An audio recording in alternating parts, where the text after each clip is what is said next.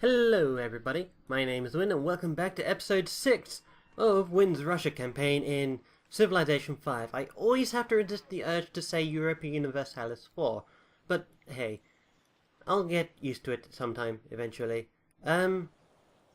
What did...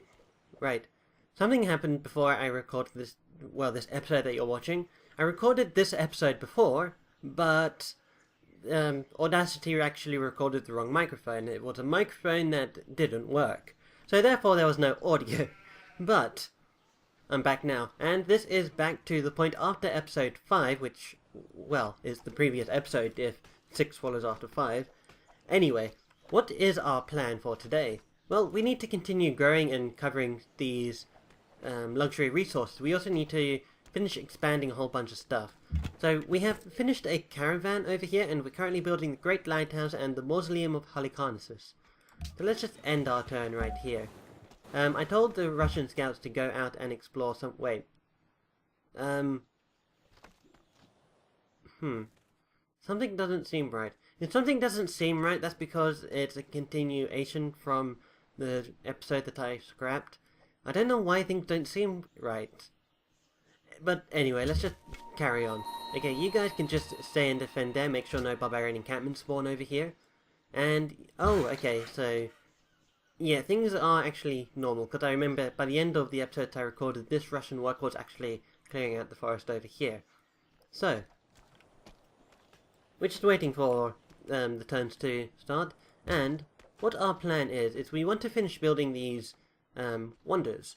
Once we've done that, the Great Lighthouse will give us a free lighthouse, which will increase the production and food from ocean tiles and, coastal tiles, and only increases the production in, say, sea resources like this fish over here.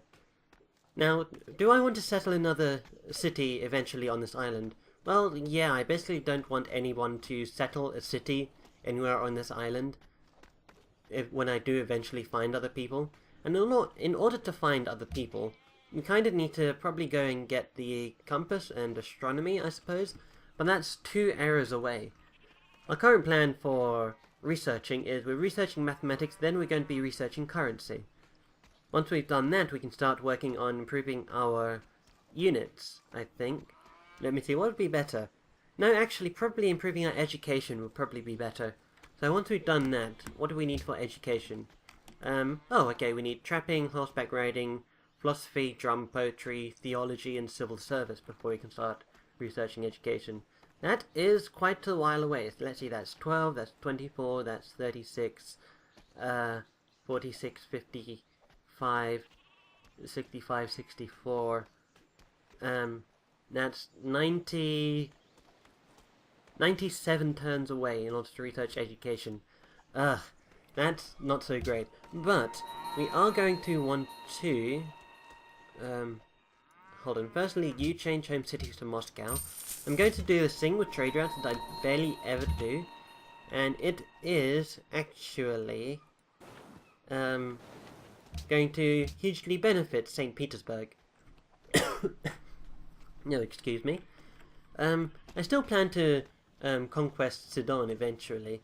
But in order to do that, we need to improve our military. And we should probably also wait until we get a siege unit. Okay, so we have... this freaking... barbarian galley, you suck. Mathematics is the gate and key to the sciences. Roger Bacon. Quote from Roger Bacon, apparently. Probably the guy who invented bacon, for all I know. Anyway, you guys just head back onto the land. We want to explore what's over here to see if it's connected to another... to a continent or something, or if it just ends there. So with this trade caravan, we're going to send it to St. Petersburg, and as you can see it provides plus 4 gold to St. Petersburg. So right now it's at 4 population, and this 20 number here, that shows you how many turns it takes for the population to grow. If we send this over to St. Petersburg, that changes down to 8, because it has an additional plus 4 food. Should be from here. Wait, 3 from trade routes? Really? It said 4. I don't know. Okay, what do I want you guys to do? You guys go and work on this wheat tile up here. This will help to improve the rate of growth of St. Petersburg as well. Okay, you guys just stay on alert, and we'll just end the turn. Now let's go and check to see if there are any city-states, well, either Wellington or Sidon that have a mission for us. Sidon wants us to construct a road. We can actually check to see...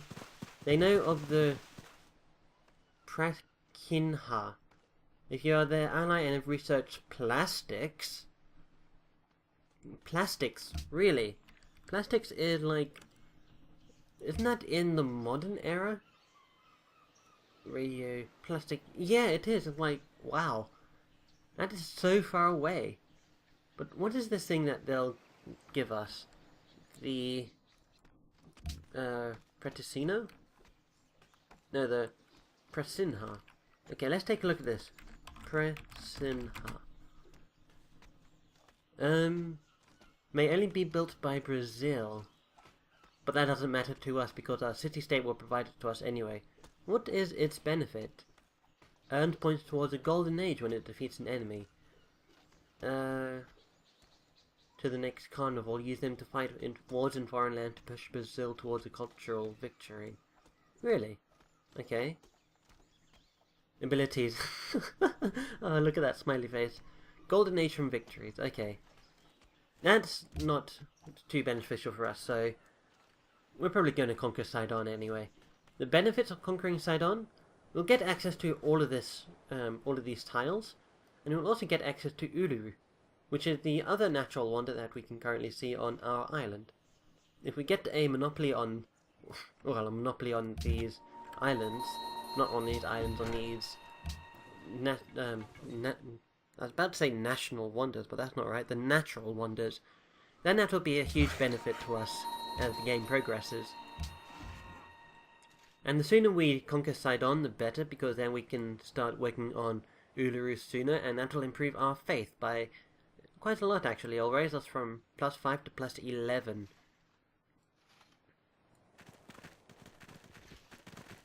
So what else are we planning on doing here? As soon as we finish the Great Lighthouse and the Mausoleum of Halicarnassus, we should be able to proceed. And as soon as our scouts finish healing up, we should be able to attempt to discover the rest of the island. Or continent, I suppose. This should be continent. We are on continent maps. So is this just one continent, or was I really unfortunate in spawning here? I don't even know what to actually call this island. It's like a mixture between a bird that has one wing and a lady wearing a dress, I suppose. That's what I see anyway. If you see something different, leave it down in the comments below, and hey, I'm curious to see what image you guys make out of this island here. Simply tracing the outline, I say it's like a... isn't there a... there's a symbol of a bird or something. Oh. Oh, these archers can actually hit me. Dang. Okay. Scouts, hide behind the mountain so you can't get hit and start healing up. I think there's actually a bird that kind of suits this image.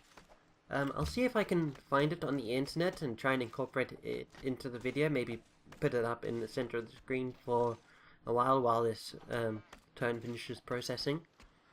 That is one criticism I have about this game. The further into the game you go, the longer it takes for the turns to finish. Which is, well, pretty obvious in fact. As of right now, we're just continually just ending our turn. Simply because we're waiting for these mausoleums to finish. Sidon targets nearby encampment. You call that nearby, I suppose. And we can now also adopt a policy. Now, in the games that I've been doing offline, I've been focusing more on tradition than liberty. Why tradition? Because it actually gives you a bunch of good stuff. You get aristocracy, which gives me 15% production when building wonders. Could be useful right now, but we can't get it just yet. But the best thing about it are these two down here. Landed elite give me plus 10% growth and 2 food in the capital. That's amazing. So that's, what, 2.2 food? Just right off the bat. And then that scales like 10% of whatever you're making. And then monarchy as well, which gives me plus 1 gold and minus 1 unhappy for every 2 citizens in the capital. That would get us out of the financial crisis that we found ourselves in. So let's adopt tradition. This will also give us the ability to build the hanging gardens, which is great for food, and it will also give us +3 culture in the capital. This means we can get we get more culture per turn. And that basically means that, well, at the moment, what that means is we can get, let's buy a tile, let's buy that tile. It basically means we can get social policies much faster. Now, in terms of our technology, I don't think we're doing that well. Let's see, literacy, we're at 16%. The average is 15. I guess we're above average. Wow, some poor dude has 0% literacy. If you're not aware, literacy is based on the number of technologies that you've researched.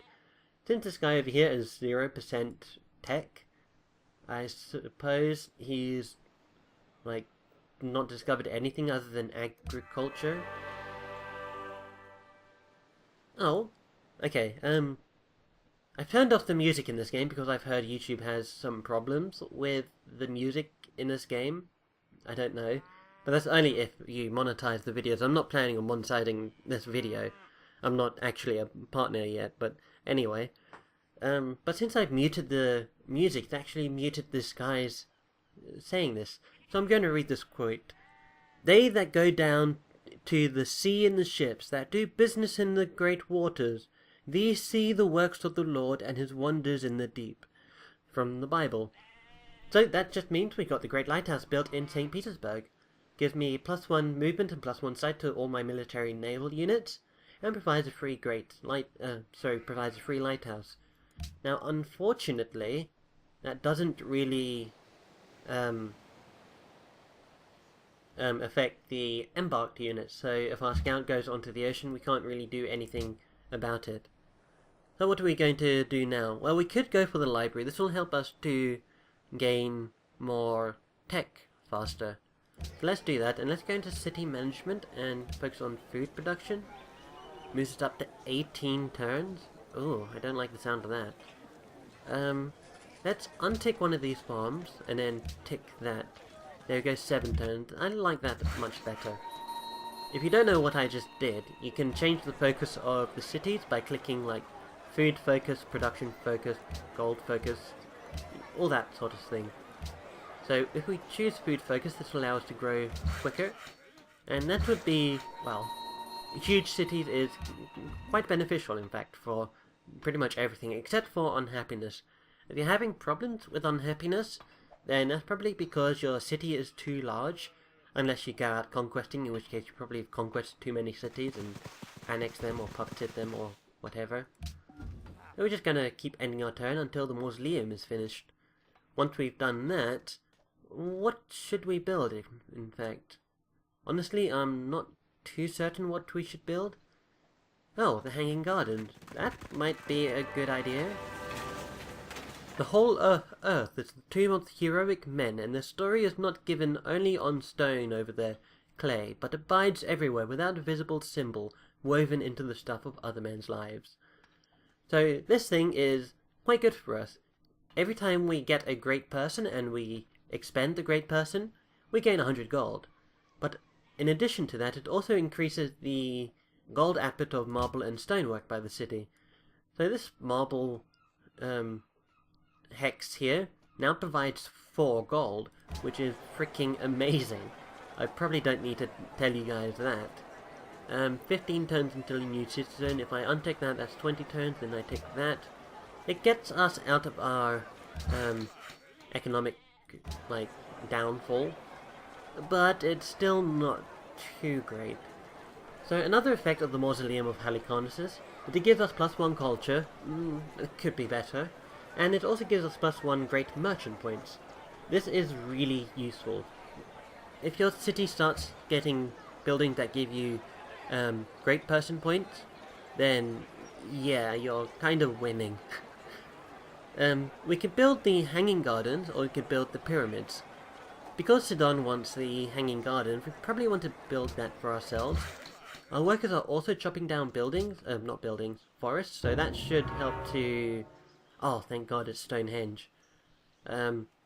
when you chop down forests, it actually decreases the time it takes for you to finish building the thing you're currently building. And for wonders, that's a huge boon.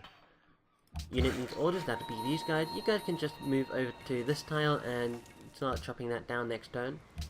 And hey, because we managed to build those 2 wonders, we're actually in 2nd place now. We have 182 points and the top rated player has 212. Oh my god, that is so much. But yeah, wonders do amazing things for... Better is bread with a happy heart than wealth with vexation. Amendamope. Okay. I thought it said Amendapope or something. Currency will also help us get out of our financial crisis. What was I saying? Oh yeah, wonders do amazing things for your score. Which is another reason why score doesn't really determine, like, who is more powerful than the other person.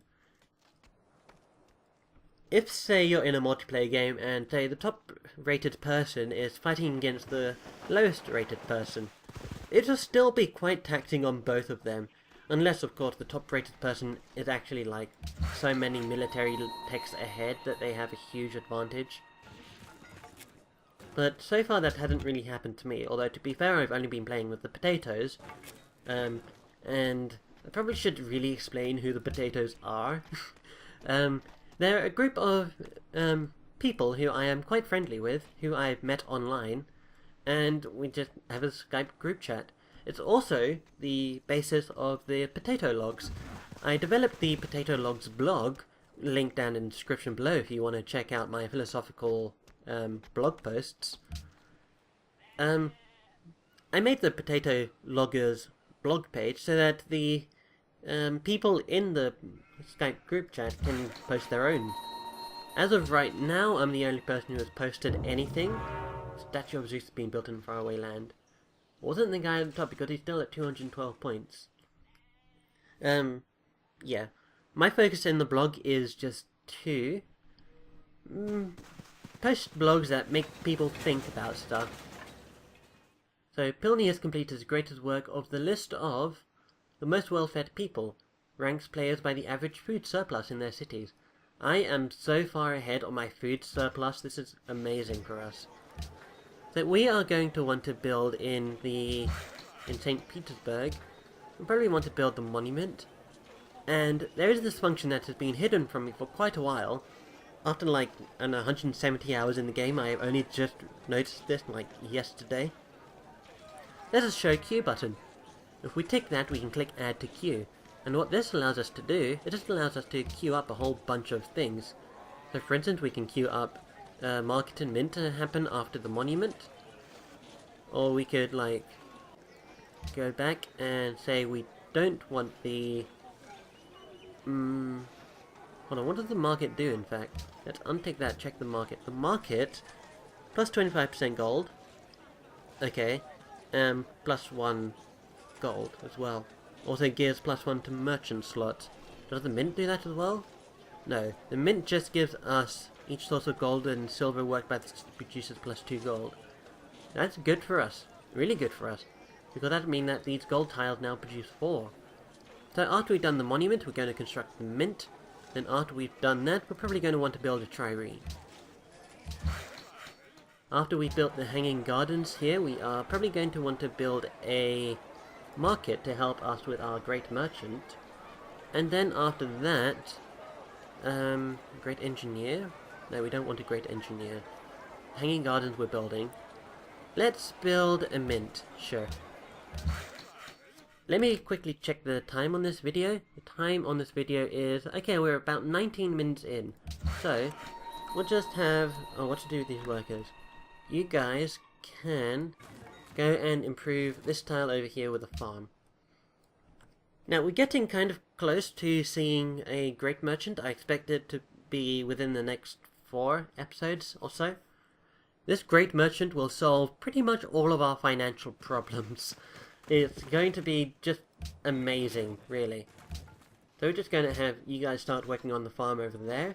These guys are still working on the farm. It's going to take you 2 more turns. But anyway. Now, St. Petersburg is I think, an interesting city in this game. To be honest, I don't know what St. Petersburg is like in real life. But the reason why I say that is because half of it is in Tundra. Tundra is pretty much one of the most useless tiles in the game. It's better than snow, and it's better than, well, radiation. Because it provides +1 food, and you can actually walk through it without getting damaged. But other than that, it's not really too beneficial, honestly. Okay, so my Russian scouts are now done with whatever it is they're doing. I want them to march up to Sidon, and then I'll have them explore up in this land over here. There is a ancient ruins over here as well, as long as no other civilization has already gotten to it.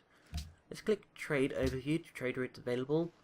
The one that gives us the most gold is from Moscow to Sidon. So let's do that. Yes. That puts us at +0 gold. Okay, that's good enough. Again, we are getting to, we are like in a very slow start, but the whole fun of Civilization 5 is getting starts that aren't necessarily like amazing, and getting them to work for you. Right now, the positives that we have is we have a hugely growing population, and we basically have nobody here to basically come in and attack us. No Attila the Hun with his battering ram, no Aztecs with their freaking jaguars. But yeah, it seems like there is already a religion founded. Founded new religion Islam and Catholicism. So we'll end this episode by checking out the religious overview. We are worshipping a pantheon, which gives us plus culture and plus faith for each gold and silver. And let's check. Sort by religion. So Islam believes goddess of the hunt, church prosperity, and monasteries. Use faith to purchase monasteries, okay, and +2 gold for each city following this religion. That's pretty nice for the founder, assuming it actually becomes hugely widespread. The goddess of the hunt is okay. I'd say it's okay. It depends on what civilization it is and what their starting position is. That belief varies in importance. Now, Catholicism seems to be the most, well, I'd say the most worked on religion. They have missionaries and inquisitors cost 30% less faith. Missionaries spread faith, inquisitors get rid of other faiths. Holy warriors use faith to purchase pre-industrial land units. Okay, I have the feeling that it was the Celts who founded Catholicism, because they are hugely focused on faith. Jesuit education may build universities, public schools, and research labs. With faith, I suppose, is how that ends. Also, mosques. Catholicism deals in mosques. Okay. Use faith to purchase mosques. Okay. Okay, I'm not going to say anything about that. Interfaith dialogue. Gain signed whenever a missionary or prophet spreads the religion to another city of a different religion. I know that one because I've seen it quite often. The extra science is kind of useful. And Goddess of Protection, plus 30% increase in city range strength. So yeah. Also, Buddhism is founded, and look like the only 3 religions that are here. Buddhism, extra culture from jungle tiles, and plus 15% influence with city-states following the same religion. Okay. I'm just going to quickly tell my dudes to go and work on other things quickly. You know, you can start working on cutting down this forest over here, and we'll end the turn. Anyway, guys, I think that is it for this episode. Thank you for joining me. This has been episode 6 of Wynn's Russia campaign in Civilization 5, not EU4. I will see you guys next time. I hope you have enjoyed. Goodbye.